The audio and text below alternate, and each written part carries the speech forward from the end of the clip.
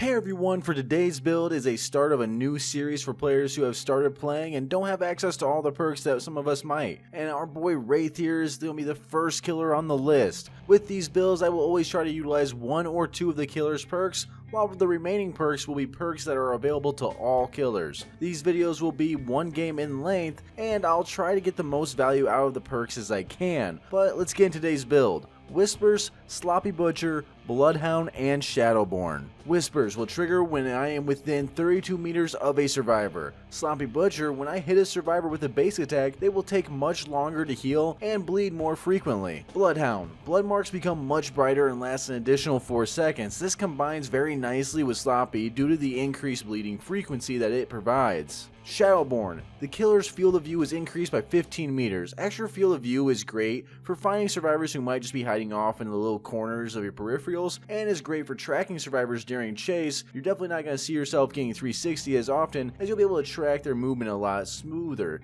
and it just feels so great overall to use. As far as add-ons, Windstorm is always going to be a great add-on for the movement speed while cloaked. It allows you to travel the map a lot faster and catch up to survivors if you lose them during chase, or if they maybe drop a pal and get some distance. I will also be using Bone Clapper to throw off the direction of my bell, and this is going to help out when you're sneaking up on a survivor, and it'll just kind of give all survivors kind of that feeling of they're always being watched. Whenever they hear that bell, they're gonna hop off for a second and look around, make sure it's not them. It's a lot of fun to use, and I definitely recommend it. That's it for the build. Now let's get to being our bong on some survivor corpses.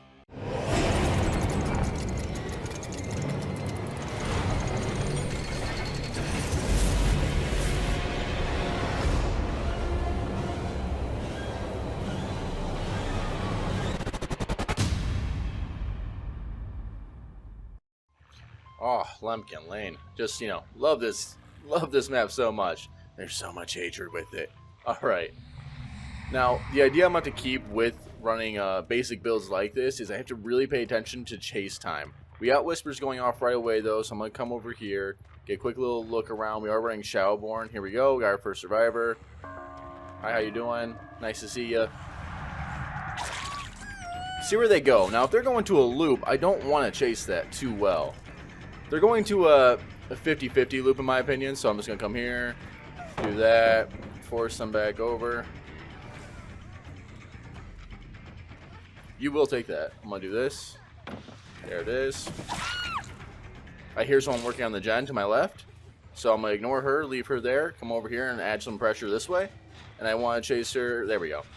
I just didn't want her to get a whole bunch of value from running because I went one way, not the other. Alright. Good, we got an extra hit. We don't need to chase that anymore. We got something extra out of this down, which is perfect. We'll go ahead and get the pickup now. And we have a hook near the generator, so we'll go ahead and hook her here. Now, I'm also not running perks like barbecue and chili. I know it's one of the things that a lot of people recommend, and they always show it on their basic builds.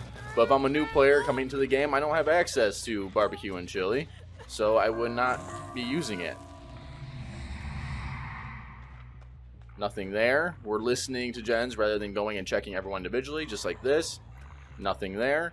Using Shadowborn to keep a wide eye out. We're not looking what's in front of us. We're looking what's off into the distance. And Whispers went off. It was at that generator. Okay. Now you have no slowdown, so you really do have to pay attention to what's going on. We're going to see here if he has sprint burst. No sprint burst. He just wasn't paying attention. And you're probably going to have to be a little more sluggy in these games, and we're already on a bad map, so you're going to have to play around this. You going to sit at this? Nope. I thought there was a pallet there. There wasn't. Watch for Dead Hard? Nope. Sounds good to me. 2 gens just popped. They just healed, so I have time to hook pretty freely here.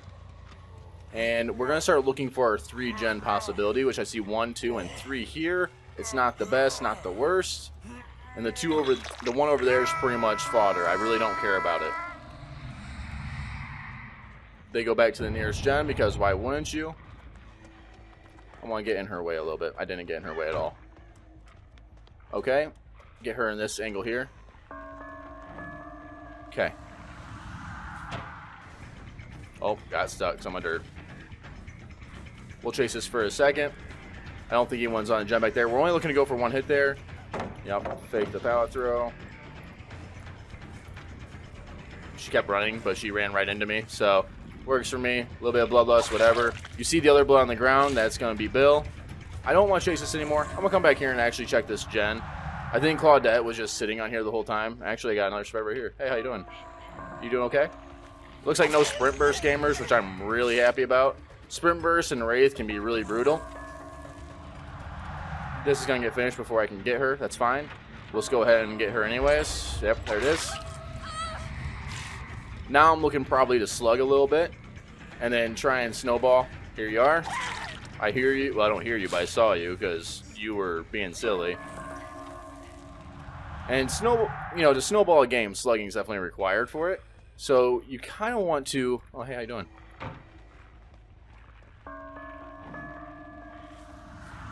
There it was. Got lost a little bit right there with the line of sight. Slugging makes other survivors come for the pickup while you're able to pick up on another chase. It's really effective. 2, I want to see the other survivors going for the pickup now. They're not, but it means it's a free pickup for me, which means they must be on generators, or at least I would assume they are. And we might even... I might pick up the Claudette. Okay. Scratch marks, though. Hey, buddy. He's going to go make it 1-for-1? Oh, no, he's not. Okay. And we're just going to follow this around, try and brutalize him a little bit. He messed up. We take advantage. We have 2 down. We go back for the Claudette, or we look for the 4K right off the bat.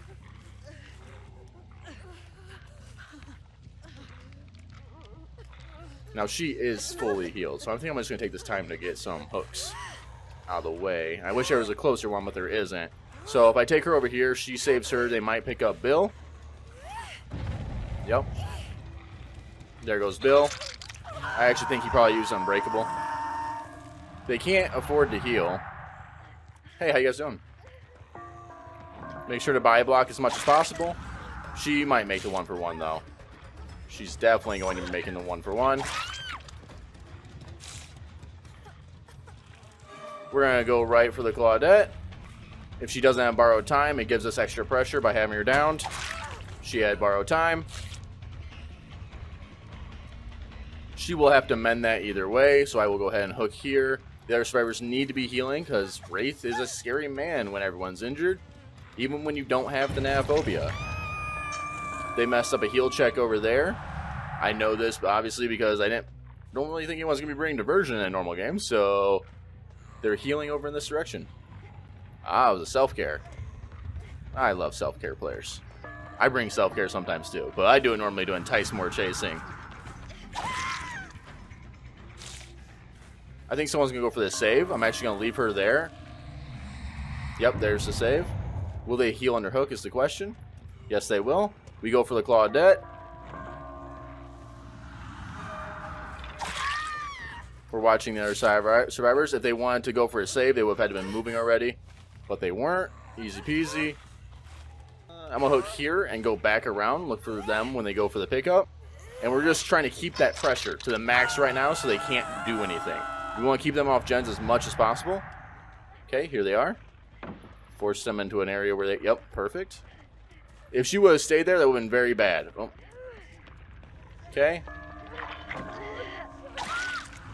That works for me, too. I'm glad you didn't have borrowed time. That would have been really rough. Do you have Dead Hard? Nope, you don't have Dead Hard. Now, I swear I heard a survivor over there by me. Are you guys picking her up? She's sliding. Wait a second. Here you are. Yeah. Hey, buddy. Go ahead and point at me. Alright, I'll pick you up. Perks of using Predator right there is we were able to, tell that there was another survivor in the area because of the bright red stain. It's really good for, helping killers look out for blood. Which, once you get in the habit of, seeing blood and picking it up, you'll find out that you can really... A lot of survivors who, play sneaky can't really do it against you anymore. I don't see any bright blood. There it is. Here they are. I hear the person to my right. Feet, footsteps are great. He's going to try and make a 1-for-1 here. He can't do it, though. Now he can, but he's not going to. That's always a bad play by the way on a survivor. If you're not going to take the 1-for-1, looping over by the person who hooked is a horrible idea. Now, the other survivor, here you are. Because we can really just look out for that. Yep, alright, you're in danger. What's up? What are you gonna do? You know you're dead. That's alright.